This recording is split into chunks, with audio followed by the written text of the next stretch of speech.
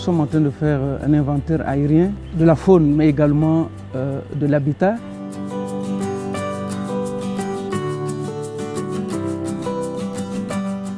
WCS, the Wildlife Conservation Society, is an international NGO working in 60 countries around the world. And we work in a number of countries in Africa, across the region. And here in Bamingui, Mugunda San Floris zone, we're working with the government and the EcoFund project to undertake the first aerial census of large mammals and human activity since 2010. Le but du recensement est de collecter des données sur la présence des animaux et les humains, les impacts humains dans les 3 aires protégées dans la zone, pour regarder le changement en fait avec les recensements qui ont été faits avant. EcoFund intervient dans une zone qui a été considérée dans les années 60 et années 70 comme un paradis pour la faune. Pour cause de diverses menaces, cette richesse s'est dégradée au cours du temps.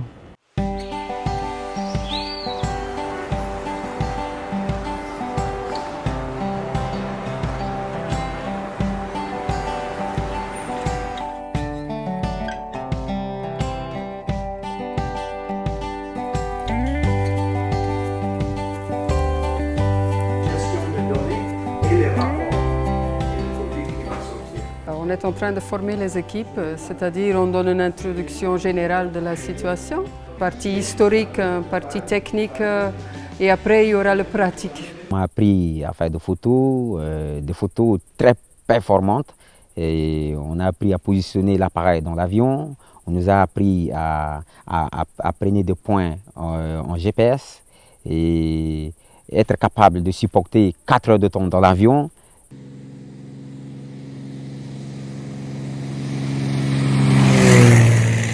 On démarre le matin, il y a 2 observateurs derrière qui se focalisent sur chaque côté de l'avion. Puis il y a un FSO qui est devant, qui note tout ce que les gens derrière leur communiquent. Donc ils communiquent tout, pas seulement les animaux. S'ils voient les maisons, ils disent maison 3 ou camp de braconniers 1. On vole sur des lignes droites et on note tout. On note tous les impacts humains, toute la présence humaine et toute la présence de faune.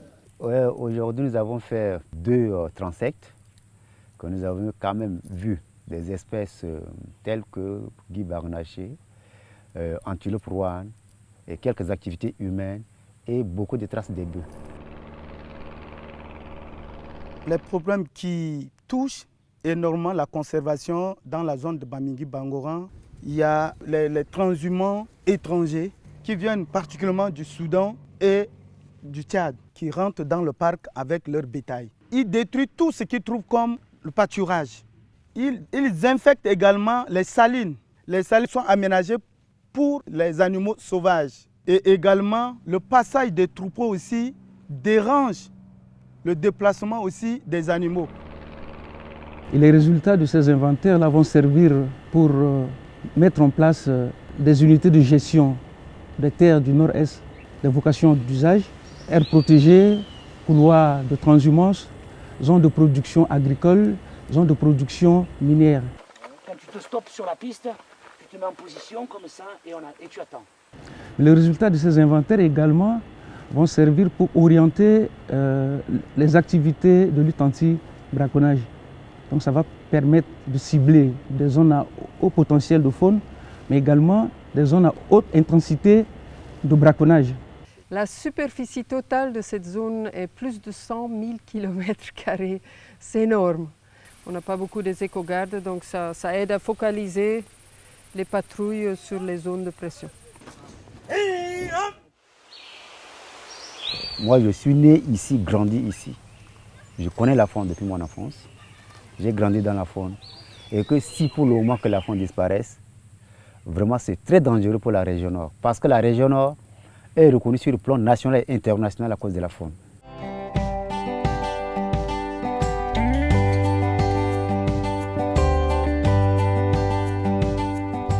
If a protected area management program with a strong security and community cooperation component can be put in place, we can secure the remaining wildlife populations. They can recover. What's motivating is the habitat and the low human activity, and so there's good potential for the area.